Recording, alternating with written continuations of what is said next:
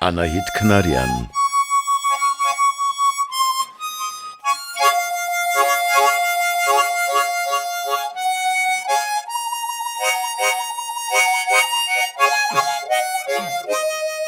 Հոգնած տաղանդազուրկ քաղաքական գործիչների նման տափակ ու ձանձրալի օրերի կույտերից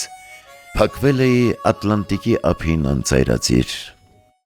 Մորս գործած անձեռակերտ շալի պես տաք,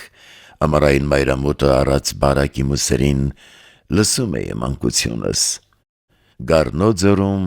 ծիածանի կամարներով թագադրված մանկությունս։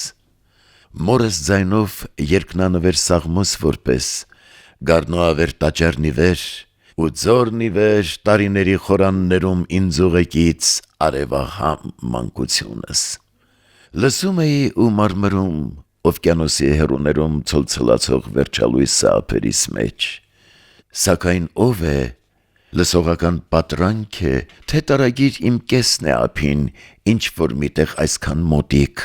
որ իջնում է դեմքիս ինչպես խոնավ բուրմունքն օվկիանոսի շրթհարմոնի տաք մեղեդին, կարոտերքը ինձ ուղեկից Գառնո ձորից այսքան մոտիկ։ Ես լսեցի մի անուշ ձայն,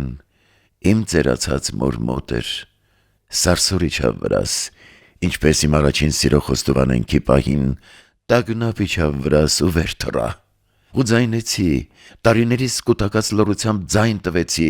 հեյ, ով կա այդտեղ, գոնե մեկն ու մեկը, կանչս արձագանքվեց, ալիք գնաց, օվկիանոսը լցվեց անհույս ցավով մեծի, ու ափ եկավ կրկին ու փշրվեց դեմքիս, գոնե մեկն ու մեկը, մեղեդին հեռացավ, ալիք գնաց, ալիքներին բեկ մայրամուտը մարեց,